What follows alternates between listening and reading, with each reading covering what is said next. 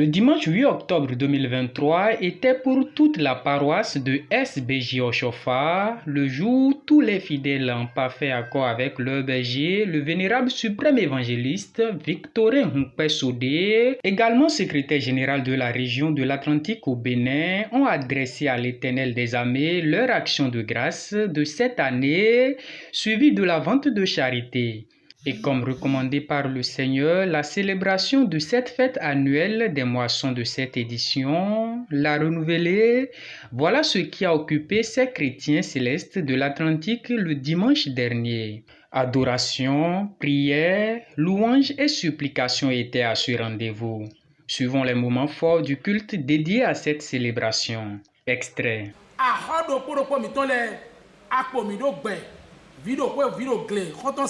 Mais bilo gbe kaka ja ze gbe ton we san gbe tu e so gbo mi apere nu ko to ga ko lo me mi ze nu flo mi ton le daga mi lo susu pipa ye kan ko to lo le me susu pipa ye kan ko to so le ji susu pipa ye kan ko to go so le ble bu me to vi asise mi mi do panu we dagbe won ro pa me ni kodo mi ji Maou ma vo e Mize agun da lo to me jete da gun jiru me Playe wa po do dijo opo Na bodi e wa zan kwa la gutu me nu me Maou ma vo e Ze jolo do ai khami to le me Ze dagbede khami to le me Medele ti be nu aburu azan kwe bodi ye yo You know the palo padilla mo dia pro besi vitwele sinu ko patapata. Beto de na wa fi bona zakwa bona ze nko to da gad yo do da gberi ti lo gbeza ton me. Yo do da gberi ti na zote ton le. Boni yo do da gberi ti na kun lorun me. Mavo ma wu Israel ton ye. De mi ko kaka de ga wo lo me o je te bodu ati ejinu me. Jesus Christ si nko me.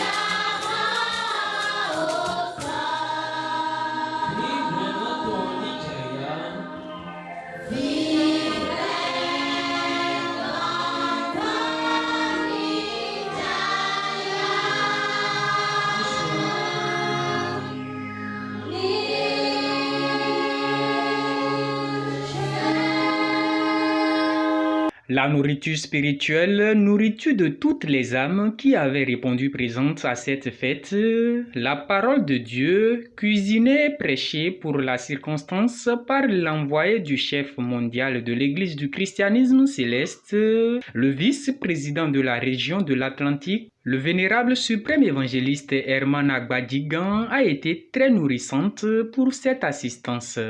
Suivons un extrait de son prêche. Alléluia. Bon, le niwa dede. Boka kuma fo lote. Mon me dit ma ke fileo. E do mi ke fileo. Mi na wa ku ndo so ijao. Ma o ma no woni ni ku ndo. Ma o ma no woni ni si wa lo fileo. Woni mi yan do geni ma o do. Si na imo mi ni plan vie dandan. Aussi tender pour dire mais dire oui to oui non car il non mais ni plan vie dandan. Moi non va vous dire là. Il est pour la salle de la salle au bout azaï béton artisan à gon SDJ au chauffeur tower pour merci à une femme dit bon et wa fio après zambie mi dabo wa fi oui non ya kime mazankwea mene ki mo le wu so lu da to ma so lu ki bai kon ya to ni kon ko ri ya ni de gbe kira ko na ya ko e ga ya bi o na lo dina ta ko na ni pe to mo de ni wa fi ni bi be o mi na mo de ki la ko ri SBG o so pa to le a ko to fi ton le e ko no wa fi se bi le ke view mo lo mi ya gba lo ni ku ni na ni pe to mo na zan me wa fi no pe àìsẹ́ ní èkó tẹ́wé ní ọba sí ìlọ̀lẹ́ ẹ̀fílẹ̀ rẹ̀ èso mẹ́lọ ní pẹpẹ ní ìbínú àṣàlù fi ọkọ ní ìdí mẹ́ta kún ọdí lẹ́gbẹ̀rún ṣiṣẹ́ pé ọ ewé bí lọ́dún sí ìgbà àti ìdí mọ́lọ ní ẹ̀kọ́ ọ̀má ọ̀gbọ́n ní ikú fẹ́ òun kú. ní etí wọn apapa náà sọ́mọ ẹ̀mọ́ ní ìwà odò ẹ̀rù sàn lókè náà mọ́lọ ní kún ilé tí lọ́dún èdè ní ìsàn tó kù ọ̀má òtọ́ òun kú. ní ọ̀nà kan bí ọ̀wí lọ àpẹ́ẹ̀dẹ́ àdúró yẹ tó pé ọ̀nà bọ́ à tó ìwé pé ọ̀nà bọ́ à AG 2 verset 8 AG 2 verset 8 soyez rapide AG 2 l'argent est à moi l'argent est à moi et l'or est à moi et l'or est à moi dit l'Éternel des armées un peu de retour Dieu a dit l'argent est à moi. L'or est à moi. Dit l'Éternel des armées. Un peu de retenue. Et quand c'est la gare, l'argent est à moi. L'or est à moi. Si le pouvait dire, je suis l'argent et je suis l'or. En réalité, c'est Dieu qui est l'argent, c'est un dédoublement de Dieu. Parce que c'est la puissance financière. Ceux qui dirigent ce monde, c'est la puissance spirituelle et la puissance matérielle. C'est les deux. Quand tu as le spirituel, tu n'as pas le matériel, il te manque quelque chose. Si tu as le matériel et que tu n'as pas le spirituel, il te manque quelque chose. Il faut que les deux marquent de pair pour que vous ayez une vie aisée. Alléluia. Alléluia. Alléluia. Alléluia. Pourquoi il est là si tu as une tuerie à maman? Dieu t'a confié l'argent. Tu n'es pas propriétaire de l'argent. Dieu t'a confié l'argent. Et où est-ce qu'on dit? À Sangor et non fait de rapport. Deutéronome 8, verset 17. Deutéronome 8, verset 17, quand tu as eu faut rien en France, il y a eu connu les dieux. Car il prend rien en dos. Bagman, à côté de Bagman, que nous support, quand il est dans Kabi, contre notre vie, si c'est un dieu Kazobo, à l'Oupéa. Deutéronome 8, 17. Garde-toi de dire en ton cœur. Et donc, garde-toi de dire en ton cœur. Ma force et la puissance de ma main m'ont acquis. Ma force et la puissance de ma main m'ont acquis ces richesses. M'ont acquis ces richesses. Ni à l'odage à faire en un mi-temps. Pour nous grandir deux mi-temps pour raison. Même dans le l'air. Et raison. Proverbe 23, verset 5. Proverbe 23, verset 5. Proverbe 23, verset 5. Hein? Hein? Ça gagne les yaga. Donc, vous dites, ouais, nous pouvons aider. Hein? Ma bonne, donc vous dites, ouais, nous pouvons aider. Ma soeur, nous pouvons. Ma soeur, nous pouvons. Donc vous dites, ouais, nous pouvons aider. Ah ouais. Par le biais des économies, si même il a donc nous aiderons nous même à Dogunawa. Et bien, nous avons béni Mao. Et bien, nous avons béni mais nous devons voir bien que nous lèvons à Dogunaï. À donc nous devons nous aider à Zoni. Ah ouais, où? Et là donc nous à quoi Pourquoi sont ils typés Kagano? Ja Bowawa. On est mort dans les zombies. Quoi il y a mais ici, mais dans le vieux, nous zombies. À quoi il après on est mort dans le zombie. Quoi il y a mais ici, on est demain. Quoi il y a mais ici, mais dans le zombie, nous avons besoin de zombie. Pourquoi sont ils typés Kagano? Et là, quoi il bon zon idikwe itangano. Alléluia. Alléluia. Eyi do mawo eze pe wa sedodo botui.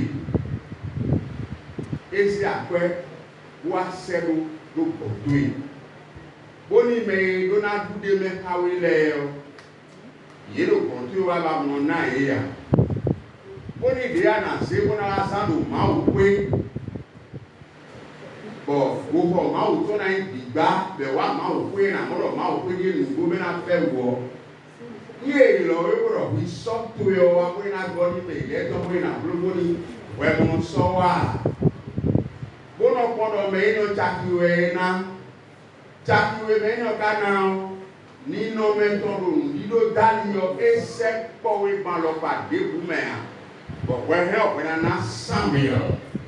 pour avoir un mec béton qui n'a pas tué, il n'a pas tué. Des maos donnent mon père et donnent vers. Des maos donnent mon ton et prennent encore pour l'ensemble. Et il a marre mon blower. Bon idée après il m'a autant. Ben ouais des bina, ben aussi long, pour bien présenter eux-mêmes.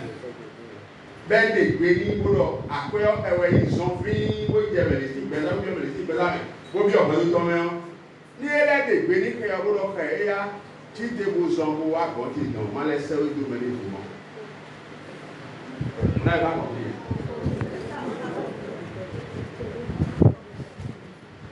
e de gbeni ko na son bin wo le don we na ya fi agosu na ni ma jo le su bi o me si bela bi o me si. Bon, mais vraiment, les coups de l'eau pour moi, à la gueule. Qu'est-ce qu'il y a? Tout le dit pour moi. Les pour moi, à 5 ans. À 5 ans. Donc, merci de dire après des mois ou non. Hein? David, Ecclésiaste, verset 9. Ecclésiaste, verset 9. Oui, non. Ecclésiaste, verset 9. Celui qui aime l'argent n'est pas rassasié par l'argent. Et donc, celui qui aime l'argent n'est pas rassasié par l'argent. Et il a très dit que Mano canon ou Beto, bon, mais on pouvait vous raconter. Vous sortez pour ton boulot, oui. Pardonnez donc. J'ai un peu de conflit, j'ai un peu de discours à la couverte ici. Ben, on pouvait, et vous n'avez qu'à garder autre chose. Any Taragona Molo, we be any gun, Becca Moile, Canagana. Will les on pour les possibilités. La culture de Gidia, Cheweliba, who have been white to one. Back on in now. I couldn't know we were going to do we were some kind of fee. Don't you want to charge your book committee of what we like on us? Donc, we go to back, we parent, we president d'honneur. Il m'a donné à oui et il béton, il a citant et le dansant. Pour la mode de oui et il est ici, il va avoir fait voir un bazar tacaton. Bon, mais il m'a quatre oui et il y a beau zéro thème, quand on met à l'air 350 000, 100 000. Donc, vraiment, la quoi dit, ma on a mis les Moi, je n'ai pas de et les coups, pas si tout le monde est temps, quel est temps, non. Mao n'a eu peur, ils sont peur, et quand on nous met, vous dites, vous dites, vous mettez, et on donne un numéro, santé.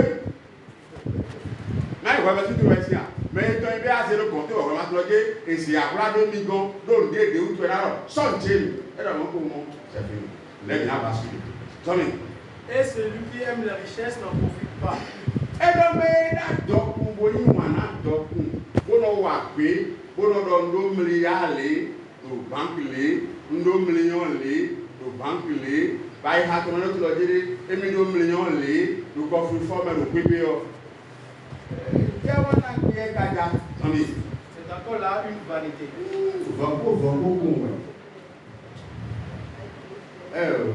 Adéma, verset 10. Verset 10. Quand la richesse abonde, le bien abonde. Et quand le bien, ou bien quoi? Quand le bien abonde, ceux qui le mangent abondent. Ceux qui le mangent abondent. Et il a donc support, mais il n'a pas eu de formule de sous-déduit. Ni à évidemment en formule de Alléluia. Alléluia. Alléluia. Alléluia. Alléluia. Alléluia. Nous sommes à un rendez-vous de donner et de recevoir. Luc 6, verset 38. Donnez. Et va donner. Et vous sera donné. Et vous sera donné. C'est autant dit, si vous ne donnez rien, rien ne vous sera donné. On versera dans votre sein.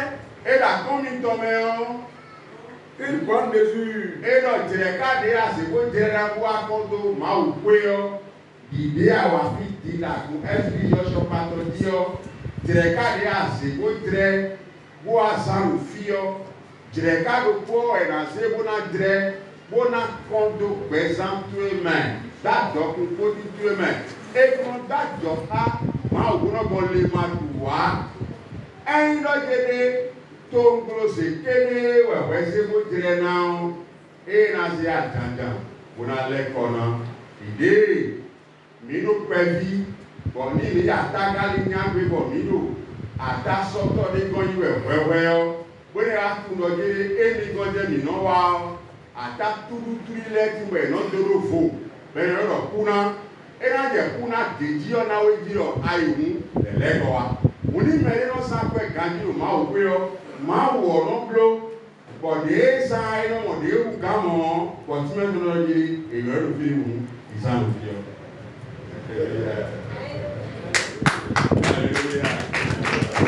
hallelujah eh ma wo blo mo mi tu ni do jere e ja bole bo mu le asan do wa ide a c'est là la question donc question no je na bi mo ko tu be na ba réponse na be question ni o bi na ki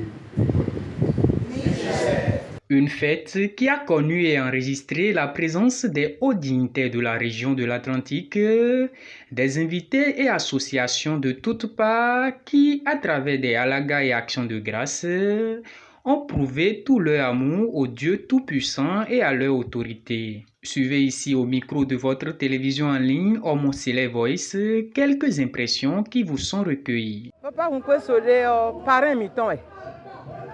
Bon, il y a qu'à se nous où aller un coton bleu et bon. Mi gontin tombé hein. On bon wani dalio. Nous a formé ton doté. Ou à soutenir papa. Au bon y a qu'un nommé on. On a des gigo. Ma ou chauffaton. Tini kodo aga. Donc wani le un coton ouais et biomi. Donc mi ni rensomi délai. L'oiseau ma ou ton con. Nous gigo, nous cotons ni yaga. Nous wiwale oye nickel. L'accueil a été vraiment aux anges. Nous sommes à l'aise. On est chez soi. On remercie Dieu. Nos impressions sont grandes.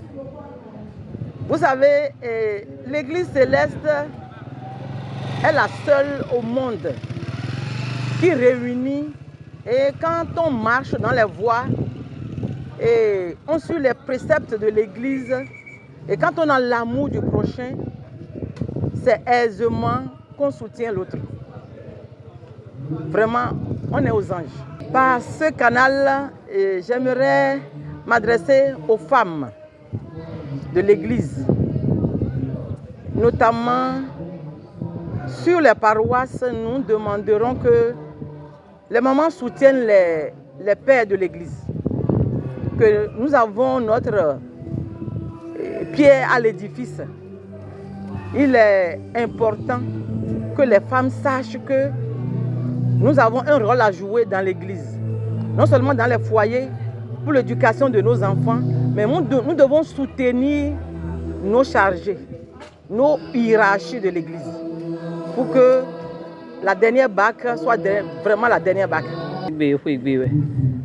Papa maintenant il a mis bon mi kusi mano kudoton o mi na no kudoton yo mi gbo ije kudoton do mi na du ko e kodo ayaji je ko Jésus sin ko mi na se daga e we mi wa fi kodo ayaji je ko bon de papa de su de gon nu mi o e sin do wi wa bo mi sin go mano kudoton akwa e mi je kudoton do ni gbe to dagbe de we kwa e we ko mo mi ta mo mi do mi na no kudoton kwa fi lo to mi ton papa mi ton dako le na fi président il faut se victorien c'est un bon SBJ Oshofa lo ko iwe bo mi wa me na mi a ko bi wa fi bo ka blo agunde o yan gun to won agun mi ton to papa ni o yin ton agun mi ton sinse yayi e ko ano fi so e waye bo iwo lo samedi ko azole e gbe je na mi a ko mi da fi wa agun kale yan goro bo so reje mi ton fun khame le bo lo so yo ko me o go mi lo fi le ne a choje me bi me wewe de no ko gbe ti je fotun je wa do je ko mi ji kono a e mo to mi ka ya no te gbe ji na ja o gbe do mi do ti gbe ton ti ko won gan ton ti ko do na ton ti ko fen ton won ka wa nka mo do mo gbe to si jije apo si jije ko sa mo no je ibe do na ti menu ji no pa parun ko mo kan ko mi wa aparun ko ma kan do won ja o so den ko to ko mo a choje me bi o gbe ro ye normal aya ye ton go bo go fla comme na do yo go na do je suis ivre de joie nous vivons là-bas en ton moumi et mon œil et vivons temps vraiment bon tout de mais yo ko lo kwite bon le bi do ye liengbe et vivons temps bon yon ka bo e je ka bien non mais ko gro on pon mais ko le sino maman semba bi akoda gbe so yin pon ke do no lo kon bi c'est très bon egbe yo quand tu es au Péroué secrétaire général Atlantique ton de wa do Péroué et sur le Péroué bon confia e wenye ko bechele ko miwa wa ze ko yo si afodai awa mauzo bo wa gbasazo kega nu ko ana dokpe no mau do mebi we fondo ko yo me a melena du ko ro ikwe pe obodo dudu we a we nu ya bloko do ko ana dokpe agunde agun yagun meto etonle yero pedo e yero jijeble o bilo mo ana wa bura doji ko o kan la levo se ko yo si afodai ene to me wa fi egbe sin so e ko nu wale mo e wa so bo doji ko kodo les anges de Dieu si gbeta ko bo mo ro e préparatif le o ero te to me egbedion George dona angel dona no le bi okwe bi mi to pe ma o be won ye to ne ndo mi jele e wa yo mo nu kon to tile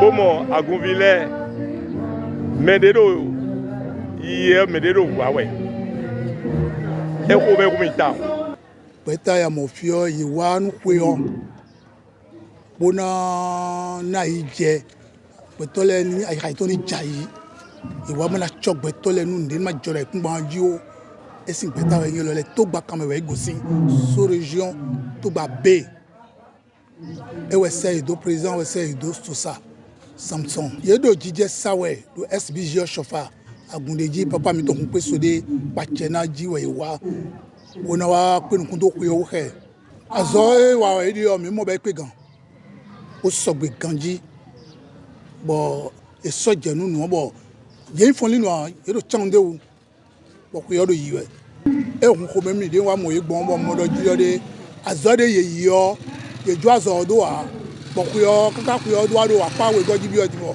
yeɖo nusawe yɔ alɛ tɔn de wu ɔmɔ dɔ wo kpa mi ŋdo kunu gbɛta yeme wale yɔ nuku do nu yeɖo mawu na kàn ba zɔ na yi nukɔ ɔmeme wale de so mi kana yi ƒe gãdzi.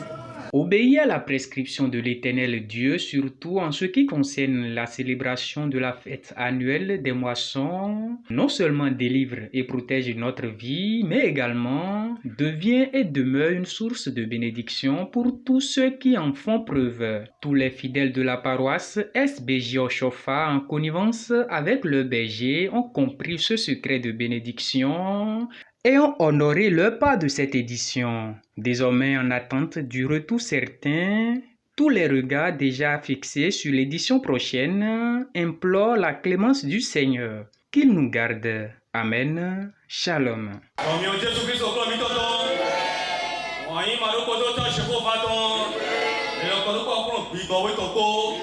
Zomi aja to ni kodo meji. Beto ide tombo san lopa susu gege ni jeno to le me. Yeme wa fi to igbele ko de ko de fo mi la wa fi ni ekunu wa no kon to e. Seki go ko de to do aga. Aya je mi me ko to ni go. So igbe so mi kaka do yi. Oyin ko Jesu Christ Nazareth ko me. Nishe to yin ko Jesu Christ me. Ha ya